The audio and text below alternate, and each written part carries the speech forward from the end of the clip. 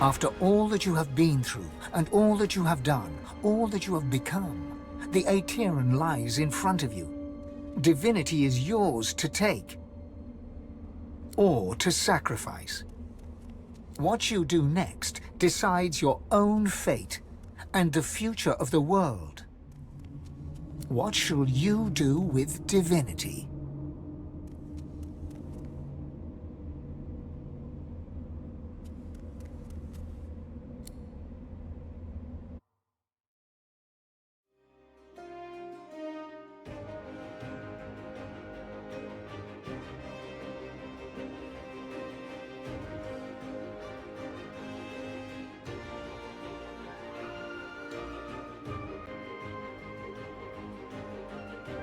And so it ended. A tale that began with my own ill-fated attempt to rid the world of the Godwoken.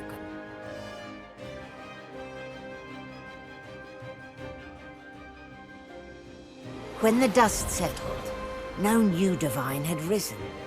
Instead, all Source was released into the world for all the people and every creature to share. Everyone was now a sorcerer. And united, the peoples of Rivellon pushed back the God King into the very depths of the void. This ushered in a new golden age of peace and prosperity. But alas, it was not to last. With many greedy for wealth, power and position, the struggle soon began anew. Source, the very language of creation, was used in violence once more. The never-ending contest for power continued.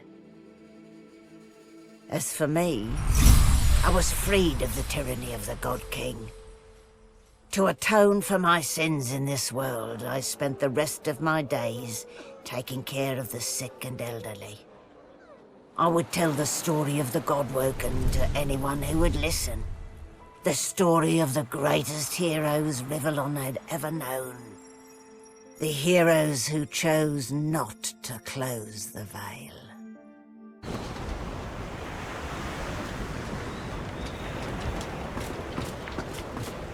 Malady stands tall and proud, sunlight sparkling off her mask. From here she looks almost angelic. Well, here we are again. You, me, and the ship I've saved from ruin for your personal benefit. I'd say you owe me. But why state the obvious? Get an eyeful. I expect it's the last we'll see of each other for some time. I've a lot of planning to do, now that there's not to be a new divinity. She drums her fingers testily on her crossed arms. All that work, all that effort, tossed into the gutter like a malformed child.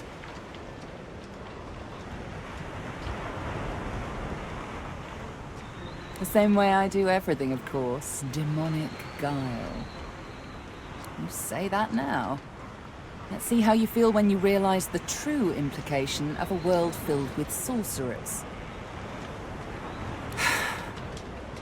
Never mind. I'll find another way. I always do. She fingers the mask, covering her face. For a moment, it seems as though she's about to remove it. But instead, she places a hand on your shoulder. We've come a long way together. I did my best by you all the way.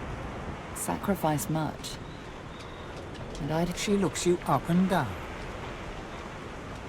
I guess this will have to do. Take a moment, why don't you? Relax. Enjoy. I certainly plan to do the same. Oh, I don't know, around and about.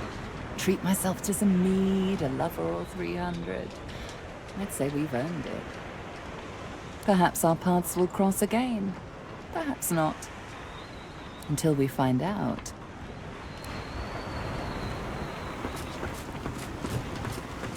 Well, well, look what the cat dragged in. A Godwoken. But what good is it to be Godwoken when Source is now a free-for-all, and there is no divinity to be had? Don't fool yourself. In the absence of a master will rise. King, God, there is still power to be had. As long as there is power, there is conflict. Source for all, It is but the dream of an idiot, who will soon wake to find his wrists in shackles.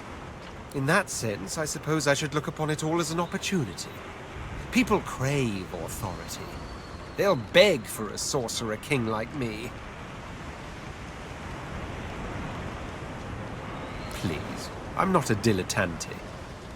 He sighs, which seems to ease his surly countenance.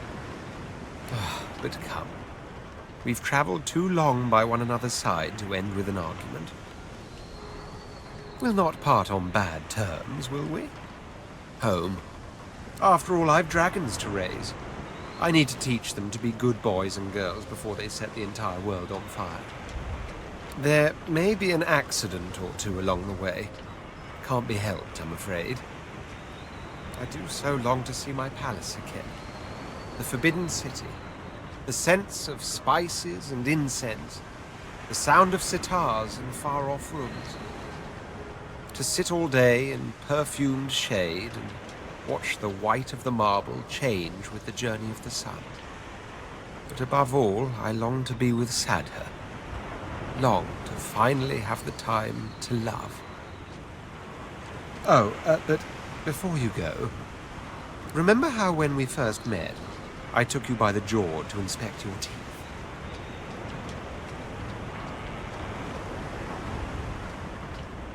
Not something one forgets in a hurry. Now, if you recall, as per your own testimony, you can cook, tailor, and groom, 3 quite indispensable talents. At the time, of course, I couldn't have foreseen the adventure ahead, but now that it's quite over, I'd like to renew the opportunity for you to become my slave. What say you?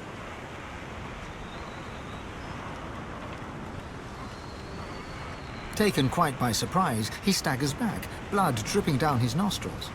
I take that as a no, then. Fair enough. But next time, please, use your words.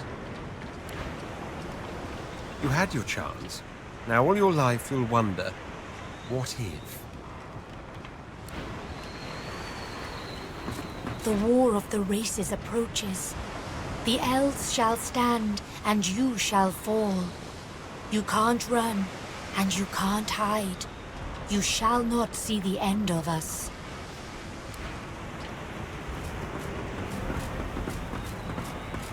You escaped an abominable prison and confronted the king of all gods, only for divinity to slip your grasp. Now that I am clear of mind and free of intruders, I'm wondering if it isn't time to share my learnings with the less enlightened. Once I've come to a conclusion, I promise you'll be the second to know. Until we meet again.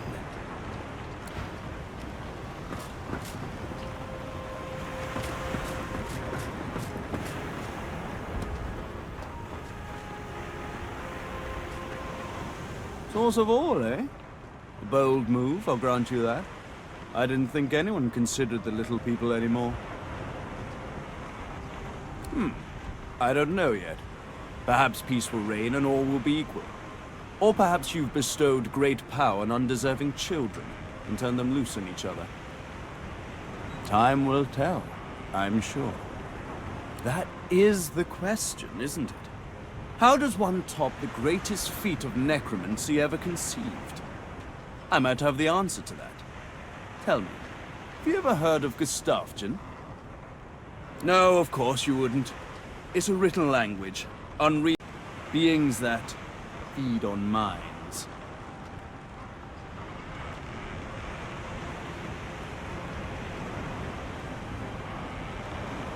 I intend to seek them out. This Gustafsson seems to guard portals to their realm. And once I've uncovered one, well, why settle for being the greatest mind in just one world when there's another for the taking? If you gave everyone in the world an equal share of gold, do you believe all theft would cease? No, of course not. Just something to consider. Well, Quercus. Look who finally graced us with their presence. I suppose some thanks are in order. What? No, no, you should be thanking me. I just saved the world from the Great Acorn. You're welcome, by the way. Honestly, Marcus, some creatures have no sense of perspective.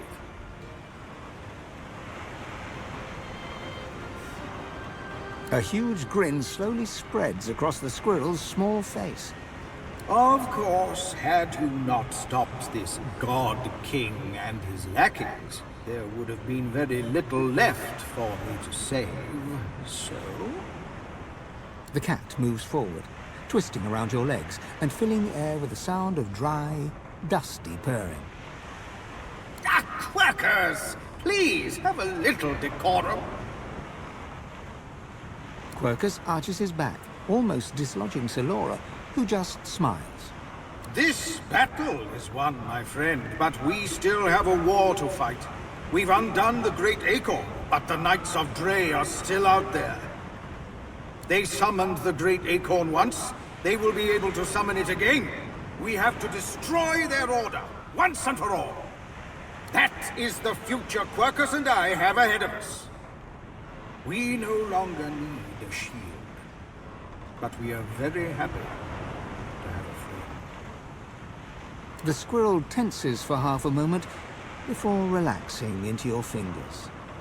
Ah! Oh, hi, Quercus. You never told me it felt this good. Well, that was certainly an experience. Of course, this has all been something of an experience, eh?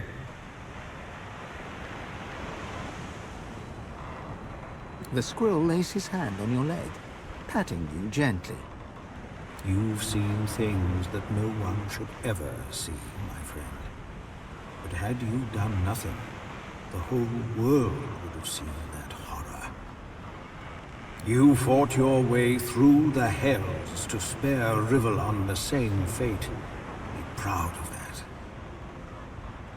I do not know what comes next for you, but you will always have a friend in the forest. Come, Quercus. We must... Oh, I think you have something in your eye, my friend. The cat curls up and snuggles into his squirrel friend, who quietly sits and sniffs on the deck.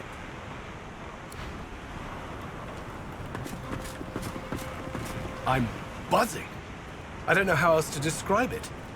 But what you did, I want to say it was brave. Maybe it was, but it wasn't right. Gareth is still. For a moment his mind wanders to memories of friends and enemies, of malady and magisters, of demons and divinity. He is then present once more, though hardly animated. The people of Rivellon will call you their savior. The power is in them, in all of them. And there will come a time when they rebel, and the price will be high. Clearly, you've blessed them and cursed them with a single choice. You didn't reveal your altruism. You revealed your greed. Power will be shared among the evil and the good, the light and the dark, the sky and the earth. They will enjoy equal source light, yes, but they will not be equal. I find a way to fit. I wasn't just content to lurk in Lucien's shadow. I was his shadow. Now I stand in the sun as my own man. I just don't know who that man is. So I find out, on my own, away from the storm that surely comes. The God King is defeated, but the door to the void is open, left there by the woman I once thought would be divine.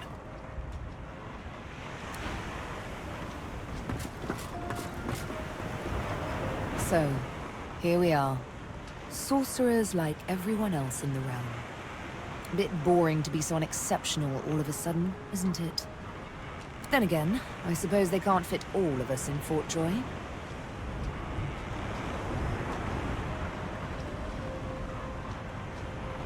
It does, doesn't it? Good times, though. We've come to the brink and back again so many times on this adventure. I only hope what awaits the world is something more equitable. Bit more sun, bit less rain. Even though I love the rain. She looks around at the blue skies and seas, smiling. Whatever I like. She puts a hand lightly on your shoulder and pulls you toward her. We have shared times both good and bad. Times beautiful and ugly. I won't forget them. Not for anything. Don't be a stranger now. She dips her head in your direction and gazes out onto the sparkling sea. Hey there, Chief. So, a world full of sorcerers. What do you make of it? I suppose that's a death sentence for Fort Joy. What a terrible shame. Though I guess it wasn't all bad. I met you after all. And look at everything we've done. I don't know if anyone's free of anything, once and for all. But I'm bloody thrilled to be here now. Just me, myself, and you, of course. Get loot, play loot, get loot, get glad. So, Chief, I guess this is it, right? You say that now, but who knows what adventures and redheads life will throw at you. Whatever it is, you'll ace it. As she turns from you, the whites of her eyes darken, the veins in her face go grey, and a wicked smile curls her mouth. Suddenly it's gone again. She winks, and you're left wondering whether you saw anything at all. See you around. Lohse sings to herself, a small smile about her lips.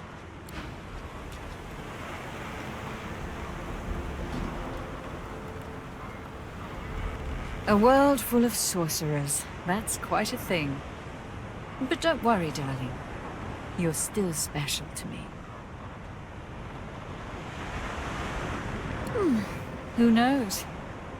A nice cottage someplace quiet for Mahalia and I.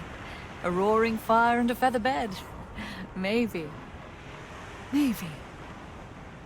But a girl needs some fun, doesn't she? Reform my ways. How adorable. No, I'm afraid I cannot escape who I am and what I've done. Her eyes flick down to your mouth. She smiles coyly, then slinks forward to kiss you. Her mouth meets yours and devours you with predatory abandon. Somewhere in the recesses of your mind, you think you hear her voice sigh, "Mine." But then the kiss ends. Something to remember me by, darling. I hope you won't be a stranger, my dear. I do like to keep in touch with old friends.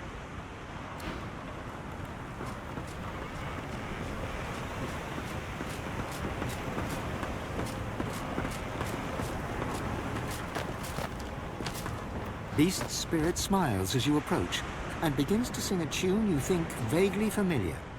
You hear the wild beast just sails on the ocean. He's dark, the cupboard can't... He pauses, then continues to hum.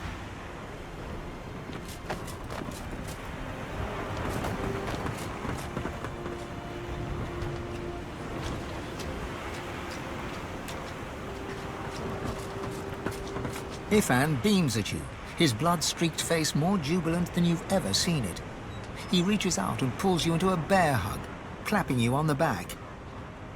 We did it. The odds were against us. Hell, the gods were against us. And still we did it. He reaches out his hand to grasp yours. Source crackles between you and in the air all around you. The world has changed. Now we'll see something. We'll see what happens when everyone can harness their own divinity. I'm sure enough for the both of us. I knew it. From the first time I met you, I knew you were special. And this proves it. With a world full of sorcerers, we should be able to make short work of the Voidwoken. Ifan nods, but his mind is elsewhere already. He looks different somehow, A vestige of command has returned to this ex-soldier. We'll need supplies. Source-forged steel, war owls, a central command from which to run sorties. What do you think? Is Arx the right location? Seeing the look on your face, he laughs and shakes his head. Old habits die hard. But I'm willing to bet these Voidwoken will die harder. With that, Ifan salutes you. He whistles up his soul wolf and strides off to make arrangements, looking from head to toe every bit a leader of men.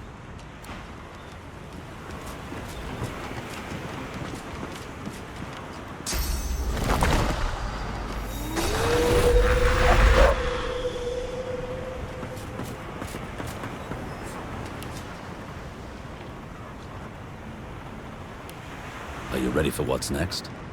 I know I am.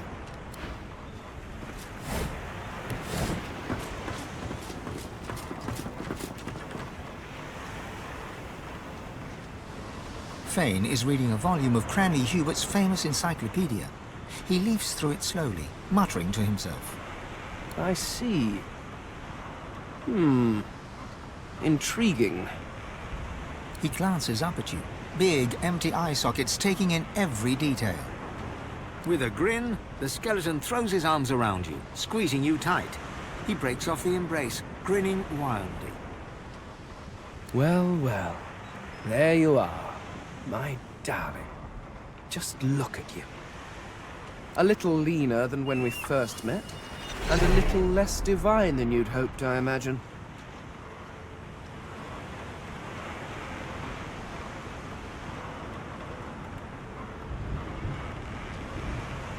As do I, it seems.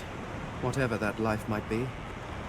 Fane looks back down to the book, a bony finger running across the embossed leather cover. It could have been different, you know? I could have saved them. I could have found a way.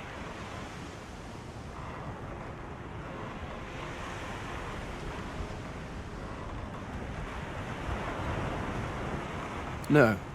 I imagine you can't. I imagine no one can.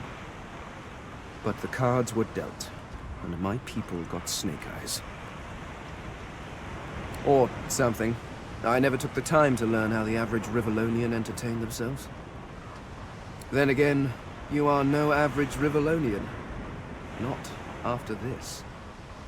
So, what do you think you'll do now that we live in a world of minute divines?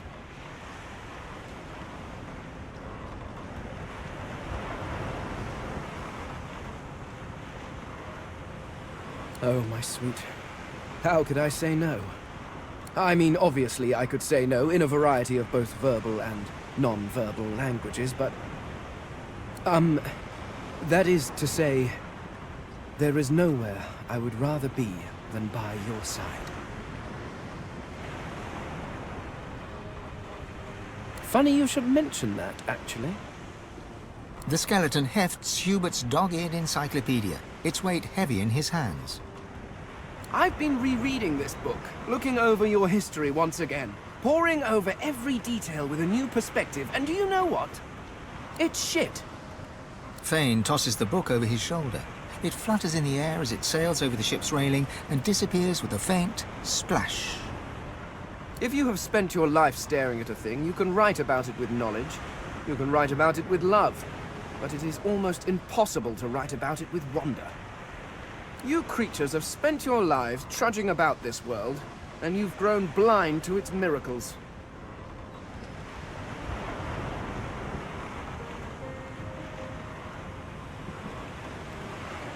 Take otters, for example. Energetic, waterproof cats, utterly beautiful creatures. Or octopuses. Did you know they're secretly Octopuses? Octopi? Octopods? I shall have to look that up. Regardless, the world is filled with absolutely incredible sights. And who better to catalogue them with the awe they deserve than someone seeing them for the first time?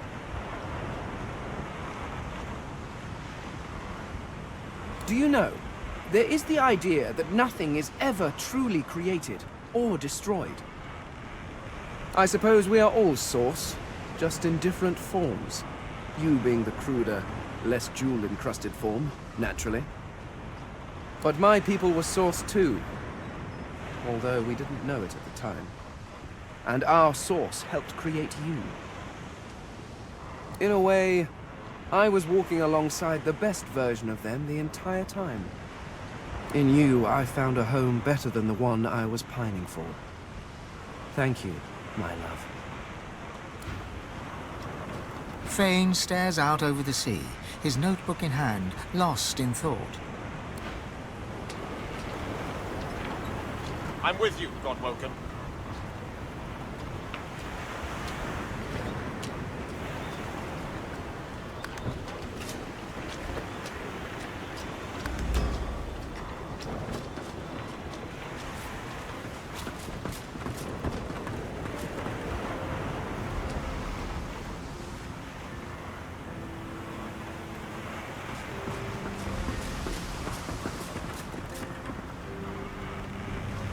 It gives me almost as much pleasure to speak to you as it does to be whole again.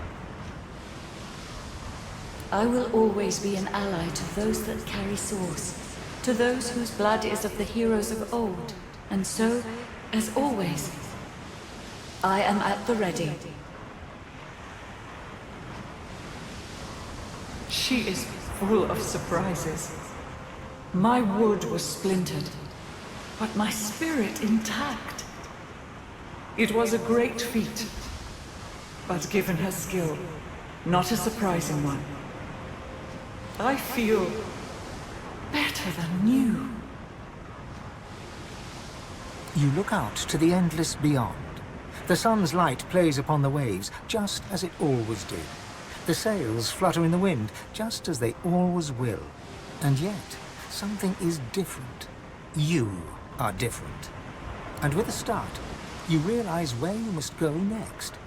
You speak the command to the Lady Vengeance, and another chapter begins.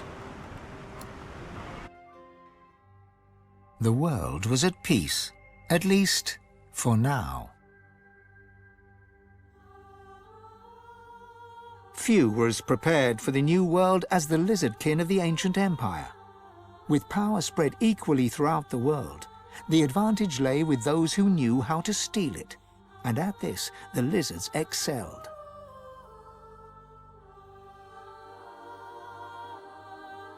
Justinia returned to her throne. Under her rule, the Dwarven kingdom prospered, until 2 years later a jealous lover stabbed her in the heart with a mutton fork.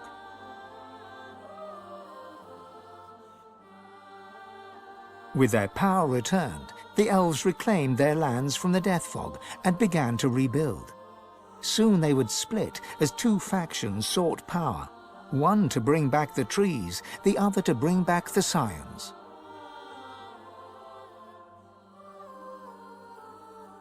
A dwarven joke did the rounds. It ends with the punchline, "So Lucian dropped the Death Fog on them again."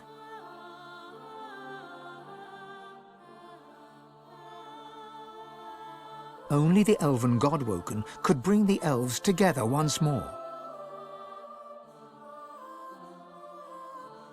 And in a dark forest on the far side of a desert, well beyond the high seas, the Black Ring came together once more.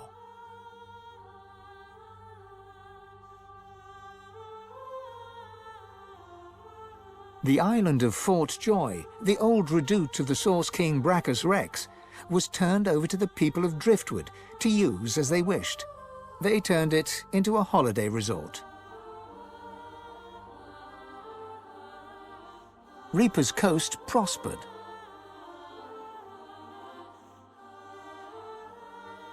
The fisheries returned, and the fertile farmlands produced the greatest harvests the surviving farmers had ever seen.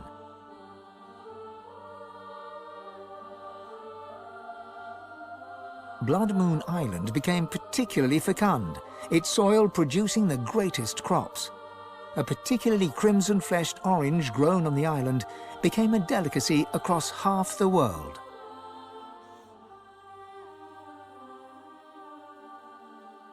The black pits took fire. The oil there burns still.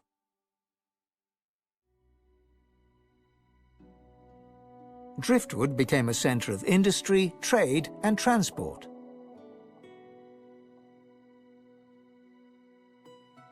Lohar the dwarf became mayor. His time in office was cut short by an unfortunate wound that spontaneously appeared on his neck.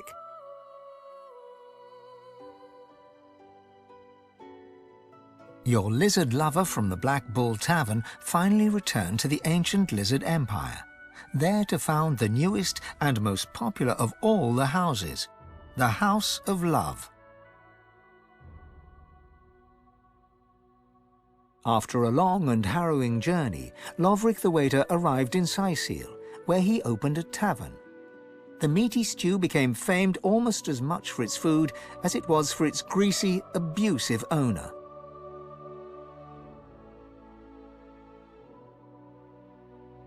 Lagan left his over-demanding wife and began a relationship with a local bard.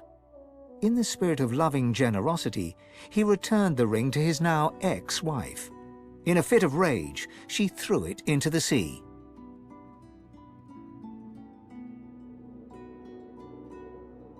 You would never forget Dorothea's kiss. Dorothea herself left Driftwood for the ancient empire, ever in search of the perfect kiss. She never found it, although once or twice she came close.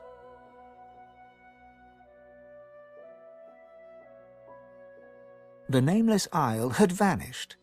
Although only open water remained, by instinct ships would steer clear. None of the captains could articulate why. Millennia later, adventurers would come in search of the legendary divine city of Arx and the crypt of the great Lucian. None would pass the path of blood. Sir Gareth thanked the surviving Seekers for their service and gave them their freedom. Disillusioned with the rising chaos, he set out alone to find a new purpose. He would never stop seeking. Young Han went into the theatre and became one of the realm's most popular actors.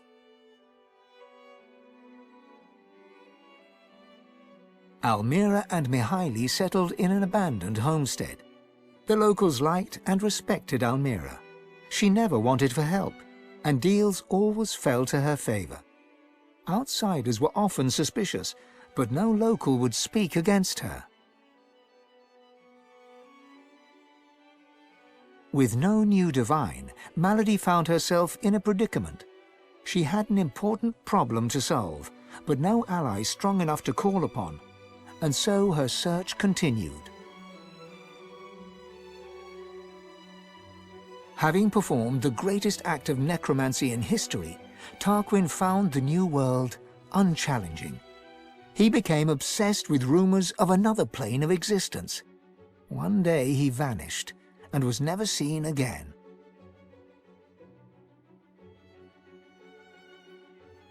With the source released to the world, Ahu the wizard spent more and more time as a cat. One day he decided he would not change back.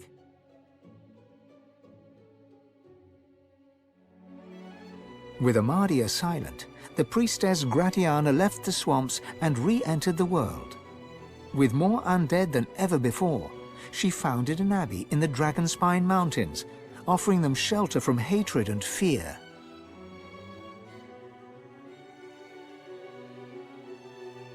Jehan the demon hunter found himself at a loose end, so he opened a museum of demonic artifacts. After it burned down, with Jehan inside, witnesses claimed that the flames were the color of blood. As the forests grew anew and the elves were equals at last, Sahala shared elven knowledge of source with the world. But some elves disagreed and plotted against her.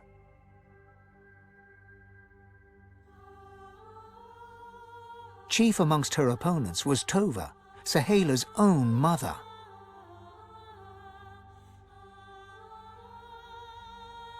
As Source flooded Rivellon, Fane set out to record everything he could of this new world. As he travelled, he kept a socket peeled for signs of the Eternals, hoping to find the wife he'd lost. He's still looking. With a small band of elves, Ifan Ben Mesd replanted the lost elven forests. After the first fresh shoots broke the earth, he disappeared and was never seen again. Some say Afrit, his soul wolf, walks the forests still. Sabine wandered the world. She became a household name, famed the realm over as a traveling hero, celebrated wherever she went. Enjoying life to the fullest, she was truly and finally free. The Red Prince came home a hero. With Sada, he had more dragons. Soon, Prince became Emperor, one who would not use his dragons for conquest. His realm knew peace, and the world did not burn. Lohse returned to her music and enjoyed a storied career as Rivellon's premier musician. Dark moods would at times overtake her, and she would spend long hours walking in the wilds. She always returned with a new song. And then there was you.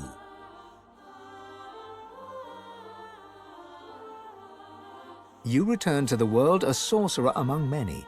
Your future was yours to decide. Did you accept your new status with humility?